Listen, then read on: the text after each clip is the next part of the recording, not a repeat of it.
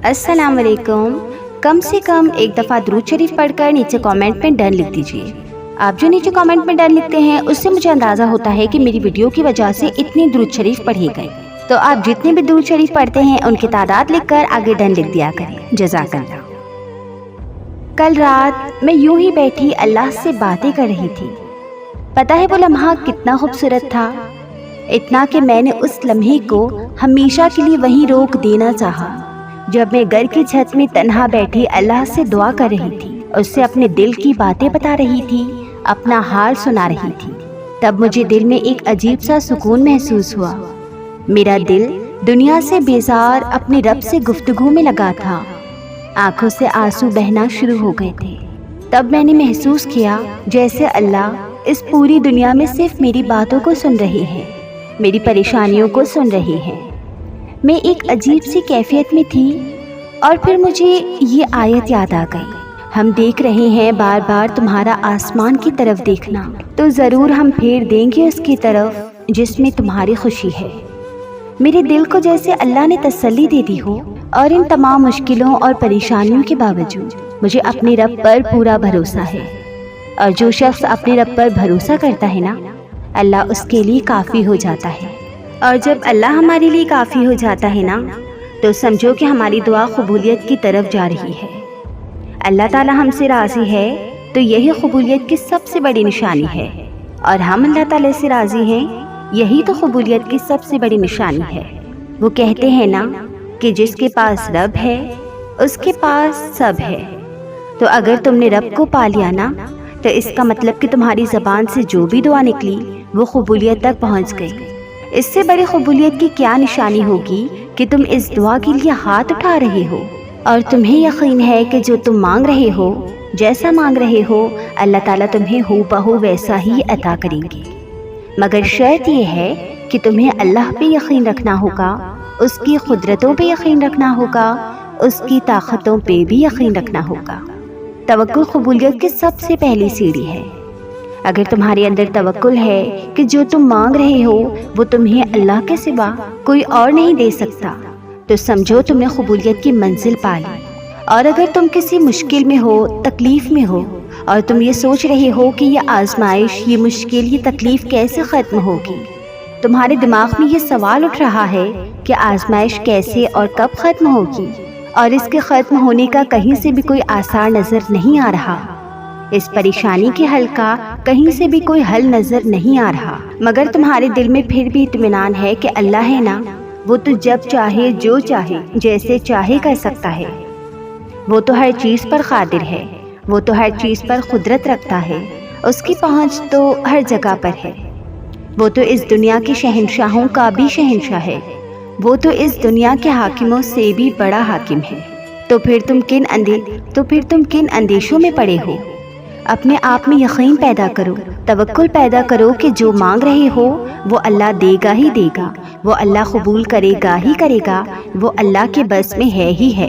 तो बस अगर ये चीज़ तुम्हारे अंदर आ गई तो इसका मतलब कि तुम कबूलियत तक पहुंच चुके हो, तुम्हारी दुआ कबूल हो गई। अब उसने कैसे कबूल होना है और कब कबूल होना है ये सोचना तुम्हारा काम नहीं।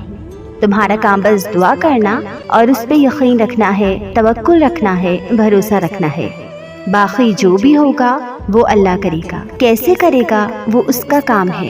तुम्हारा काम बस दुआ करना है, तवक्कुल करना है।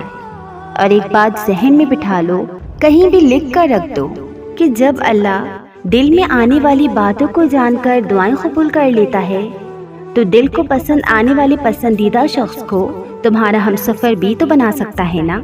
जब तवक्कुल करो तो ये मत सोचो कि जो मांगा है वो मिलेगा कैसे, बल्कि ये सोचो कि जो भी मैंने मांगा है मेरे अल्लाह से, हर हाल में वो चीज़ मुझे अता करेंगी। और एक बात कहूँ, कबूलियत की सबसे बड़ी निशानी ये भी है कि जब दुआ करते वक्त तुम्हारी आंखों से आंसू निकल आए तो समझ जाना तुम्हारी दुआ अल्लाह के यहाँ कबूल कर ली गई है।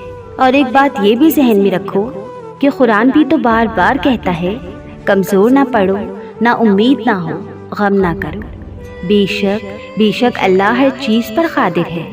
इंसान की औकात नहीं कि वो अल्लाह का क़ुर्ब हासिल करे। अल्लाह जिसे पसंद कर लेता है اس کے عیبوں اور ناپاکیوں سمیت زبردستی اپنی جانب کھینچ ہی لیتا ہے۔ اور ایک بات یاد رکھیں کہ کچھ چیزیں تمہاری سمجھ میں کبھی نہیں آ سکتی، اس لیے اللہ نے کچھ جواب بس خود تک ہی محدود کر رکھے ہیں۔ سب چھوٹ جائے مگر رب سے رابطہ نہیں چھوٹنا چاہیے۔ اگر خود چل کر اس کی طرف نہیں جاؤ گے تو وہ غم بیچ کے تمہیں اپنی طرف رجوع کرا لے گا کہ تم سے زیادہ تمہارا رب تم سے محبت کرنے والا ہے۔ تو لوٹ آؤ اپنے رب کی طرف کہ دلوں کا سکون اللہ ہی کے ذکر میں ہے۔ سورہ کہف میں ایک سبق ہمارے لیے یہ بھی ہے کہ جب کچھ ایسا ہماری زندگی میں ہو رہا ہو جس کی سمجھ نہ آئے تو ہمیں صبر کر لینا چاہیے، کیونکہ ضروری نہیں کہ ہمیں ہر چیز کی حکمت فوراً ہی سمجھ آ جائے۔ کبھی کبھی یہ باتیں وقت کے ساتھ سمجھ آتی ہیں۔ وقت ساری راز کھول دیتا ہے۔ جس شخص کو اللہ تعالیٰ کے ہر کام میں حکمت سمجھ آ جائے وہ زندگی میں کسی بھی واقعے کے رونما ہونے پر شکوہ نہیں کرتا، صرف تسلیم کرتا ہے، مصیبت کا مقابلہ صبر سے اور نعمتوں کی حفاظت شکر سے کرتا ہے۔ سنو اے چاند سے لوگوں، وہ جو تمہارا رب ہے نا، اسے تم اور تمہارا دل بے حد عزیز ہے۔ وہ تمہیں فقط تمہاری خواہش ہی نہیں بلکہ وہ تمہیں چاہتوں کا پورا جہان دینا چاہتا ہے۔ اپنے رب کی رحمت سے مایوس مت ہونا۔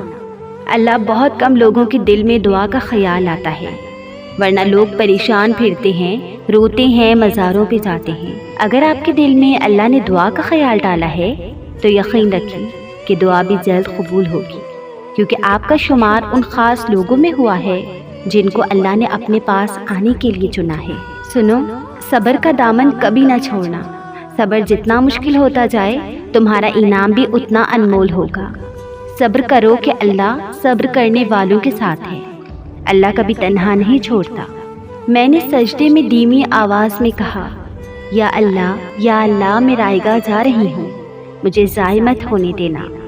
اور اللہ کی طرف سے سورۃ الضحیٰ کی صورت میں بڑی خوبصورتی سے جواب آیا، تمہارے رب نے تمہیں ہرگز اکیلا نہیں چھوڑا اور نہ ہی وہ ناراض ہوا، اور یقین جانا کہ عنقریب تمہارا رب تمہیں اتنا دے گا کہ تم خوش ہو جاؤ گے۔ دعا میں بڑی طاقت ہوتی ہے۔ خالق حقیقی کو پکارنے میں عجیب لذت اور سرور ملتا ہے۔ اندھیروں سے اجالوں کی طرف سفر ہونے لگتا ہے، مصیبتیں ٹل جاتی ہیں، آزمائشیں رحمتیں بن جاتی ہیں، خوف و ہراس قوت ایمانی سے لبریز ہو کر یقین کی منزل تک پہنچتا ہے اور اللہ رب العزت کی رحمت و عنایت بن جاتا ہے۔ تو پھر مانگو نا اس سے جیسا مانگنے کا حق ہے، اس یقین کے ساتھ کہ تمہاری اگلی دعا اب قبولیت کی دعا ہوگی۔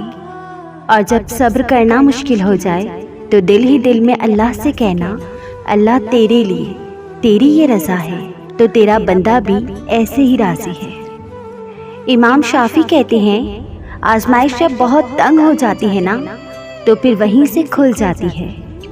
اپنی خواہشات کو پورا کرنے کا خواب دیکھنے والے تہجد میں سویا نہیں کرتے، اور جو ہر روز تہجد تک پہنچ جائے تو پھر وہ کبھی بھی کوئی نماز چھوڑا نہیں کرتے، اور جو ہر روز تہجد میں اٹھنے کی کوشش کرتا ہے تو پھر وہ تہجد گزار بن جاتا ہے اور اس کی ساری دعائیں قبول ہو جاتی ہیں۔ تو اگر تم تہجد تک اٹھ گئے ہو تو اس کا مطلب تمہاری دعا قبول ہو چکی ہے۔ یہ بھی قبولیت کی سب سے بڑی نشانی ہے۔ زندگی میں مشکلات سدا نہیں رہتی، کبھی کبھی ہم سیدھی راہ پر چلتے ہوئے بھی بھٹک جاتے ہیں، نہ چاہتے ہوئے بھی ہم سے گناہ سرزد ہو جاتا ہے، لیکن دل فوری توبہ کی طرف دھکیل دیتا ہے، ضمیر جاگ اٹھتا ہے، شرم سارے وجود پر طاری ہو جاتی ہے۔